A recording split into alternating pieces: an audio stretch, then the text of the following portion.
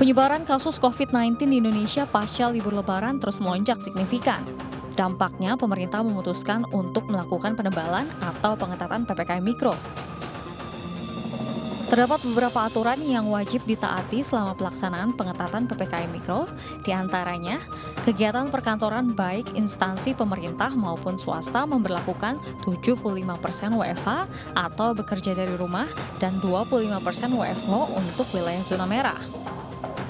Sementara zona lainnya memberlakukan 50% bekerja dari kantor dan 50% bekerja dari rumah.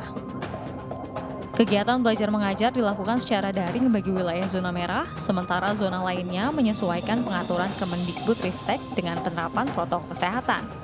Sektor esensial bisa beroperasi 100% dengan pengaturan jam operasional dan kapasitas dan penerapan protokol kesehatan lebih ketat.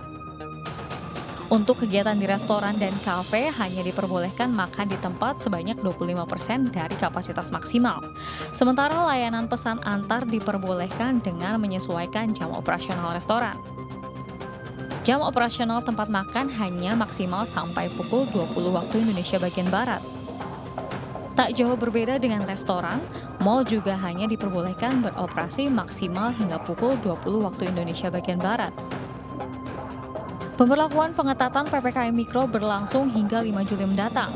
Segala jenis instruksi dan pengetatan mobilitas tentu tak akan membuahkan arti jika warga tidak patuh dan tidak serius dalam memerangi pandemi.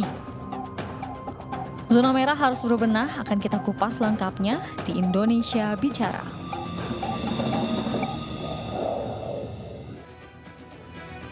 Dampak lonjakan kasus COVID-19 di Indonesia, pemerintah memutuskan untuk memperkuat penerapan pemberlakuan pembatasan kegiatan masyarakat skala mikro atau PPKM Mikro.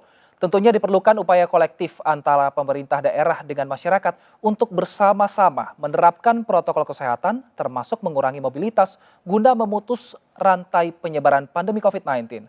Bersama saya Wilson Purba, kita akan berbincang lebih jauh terkait zona merah harus berbenah.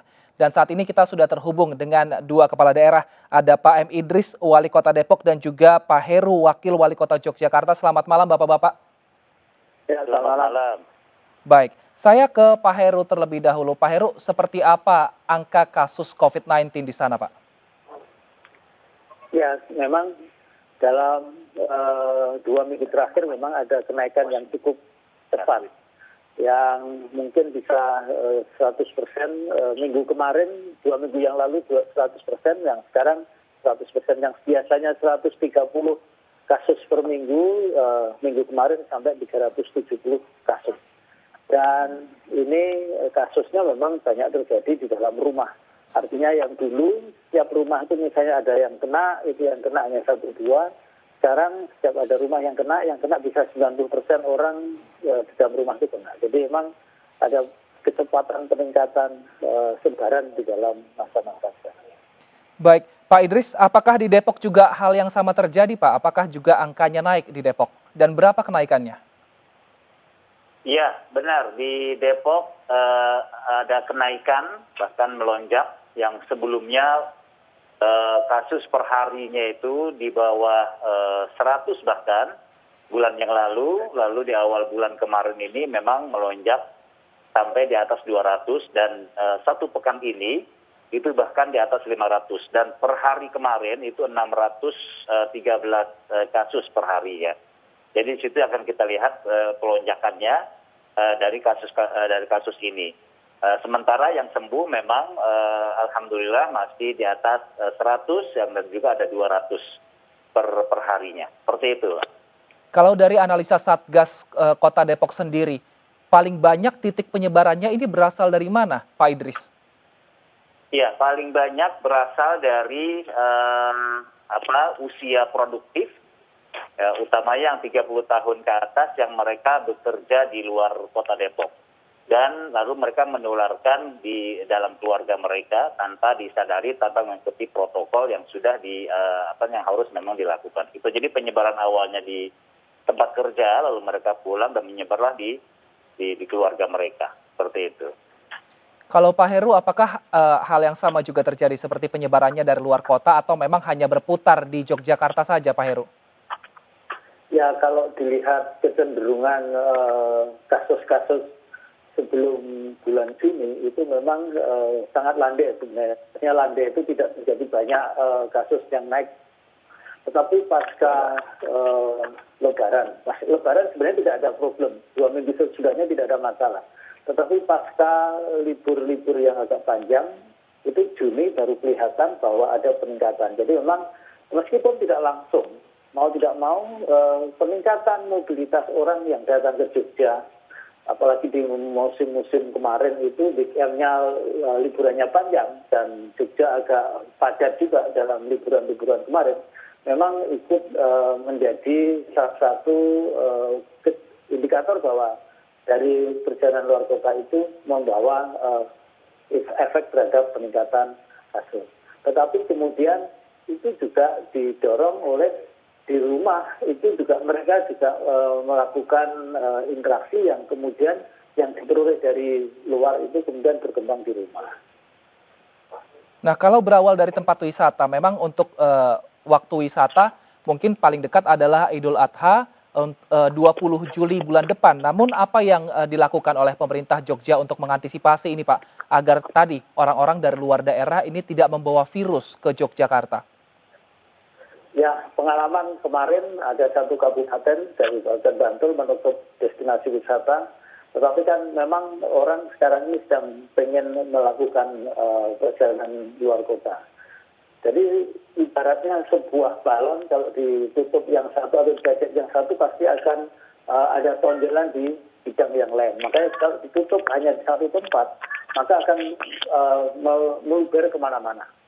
Nah, kami kemarin dalam rapat dengan Kepala Daerah dengan Pak Gubernur, itu menyepakati untuk melakukan pembatasan jumlah kapasitas di dalam tempat-tempat wisata, disertai dengan upaya penegakan protokol, termasuk juga kita menghimbau kepada mereka yang datang ke Jogja untuk selalu menyiapkan surat-surat yang diperlukan untuk menunjukkan bahwa yang bersangkutan dalam keadaan sehat. Nah, ini bagian dari upaya kita semua agar mereka yang ingin datang ke Jogja pun juga merasa nyaman, tidak merasa ada sesuatu yang harus dikhawatirkan, dan kita semua yang ada di Jogja pun siap juga menerima mereka, tetapi selama protokol kesehatan dijalankan, maka harus. Nah, ini yang kemudian kita lakukan dengan sweeping secara acak di tempat-tempat parkir, destinasi wisata, atau di lain-lain umum yang akan kita lakukan. Baik, saya ke Pak Idris. Pak Idris, jika mungkin di Yogyakarta ini ada musimnya, karena memang ada musim liburan sehingga warga berkunjung ke sana. Nah, kalau tadi di Depok kan statusnya orang bekerja keluar masuk Depok, mungkin ke daerah Jakarta. Ini kan susah untuk diantisipasi, Pak, karena ini merupakan bagian dari kegiatan sehari-hari masyarakat. Lalu apa yang dilakukan pemerintah Kota Depok ini agar angka kasus COVID-19 tidak semakin tinggi, Pak Idris? Ya, yang sudah kita lakukan adalah bagaimana kita bisa mengefektifkan surat edaran wali kota yang sudah kita buat bagi para pekerja yang ada di luar Depok. Ini pengawasannya ini terdapat di RW siaga atau RW atau kampung siaga Tangguh Jaya yang kita kolaborasi dengan TNI Polri. Mereka yang mengawasi bagaimana dengan data-data pekerja warga Depok yang bekerja di luar Depok, ya, utamanya dari Jabodetabek. Itu memang sudah kita lakukan pengetatan itu tadi. Tetapi ternyata memang mungkin ya perlu pembiasaan yang luar biasa dan sebagainya. Sebab kenapa kita tidak lakukan lockdown? Kita lakukan lockdown kalau memang di RT tersebut sudah zonanya zona merah. Itu kita lakukan lockdown mikro ya. Tapi kalau belum, kita sulit untuk melakukan lockdown karena posisi kota Depok ini berada di tengah-tengah Jabodetabek, ya, sehingga sulit kalau kita lakukan protek terhadap pekerja-pekerja mereka. Yang kedua kesulitan kami adalah kerjasama dari para pemilik ataupun owner ataupun manajer perusahaan. Ya, perusahaan-perusahaan yang ada di Jakarta utamanya, dan juga kalau instansi pemerintahan, ya kita bisa lewat kementerian yang bersangkutan untuk kita bersurat agar mereka melakukan protokol kesehatan yang ketat seperti itu. Tapi kalau yang lainnya agak sedikit sulit, itu kesulitan kami. Makanya berkali-kali dan kami mengingatkan terus bahwa aturan-aturan pengetatan di Depok ini nggak bisa lepas dari pengetatan wilayah-wilayah sekitar Depok, Baik. utamanya Jabodetabek. Ini yang akan kita terus ingatkan terus. Seperti itu, Mas. Saat ini ada berapa zona merah di Depok, Pak, dan berapa RT yang di lockdown?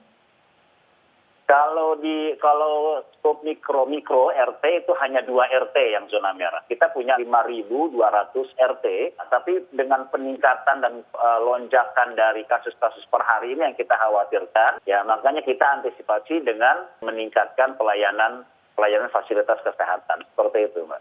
Baik, Pak Heru, apakah di Jogja ini rencana lockdown akan diterapkan, Pak? Ya, saya kira tidak. Lockdown itu kan mensyaratkan kalau misalnya memang sudah tidak ada kemampuan, semua usaha itu ternyata gagal dan rumah sakit tidak mampu kita sediakan kamar-kamarnya dan kemudian masyarakat semakin tidak mematuhi. Tetapi sebenarnya kalau dari sisi kepatuhan warga Kota Yogyakarta pada umumnya itu sebagian besar patuh. Kalau kita jalan-jalan di Malioboro atau dimanapun, sebagian besar pakai masker, jaga jarak dan segala macam. Dari sisi kapasitas rumah sakit, ya memang ada penipisan ketersediaan. Sudah sampai 88% yang non-ICU, yang ICU 85%. Tetapi barusan saya mengkoordinasikan dengan pimpinan rumah sakit. Dari 7 rumah sakit di Kota Jakarta, 3 rumah sakit sudah menyediakan diri untuk menambah menjadi 89 tempat tidur. Artinya insya Allah dari sisi itu tidak ada alasan untuk lockdown. Tetapi yang dipentingkan adalah bagaimana protokol kesehatan itu dikuatkan lagi, terutama di dalam destinasi tempat-tempat umum atau tempat-tempat berkumpulnya orang. Termasuk kita sekarang membatasi orang-orang berkumpul itu kapasitasnya kita kurangi. Yang kemarin sampai 100 dan 50, Baik. sekarang mungkin kita hanya tinggal 25. Baik, kita nantikan seperti apa penerapan protokol kesehatan di masing-masing di Kota Depok dan juga Yogyakarta. Kita harapkan semoga warga juga ini bisa mengikuti aturan pemerintah sehingga angka COVID-19 di Depok dan Jogja bisa menurun. Terima kasih Pak Idris dan juga Pak Heru telah bergabung bersama kami. Selamat malam. Ya, terima kasih. Selamat malam. Pemirsa, Indonesia Bicara masih akan kami lanjutkan dengan kepala daerah lainnya untuk membahas seperti apa penanganan kasus COVID-19 di zona merah. Tetaplah bersama kami.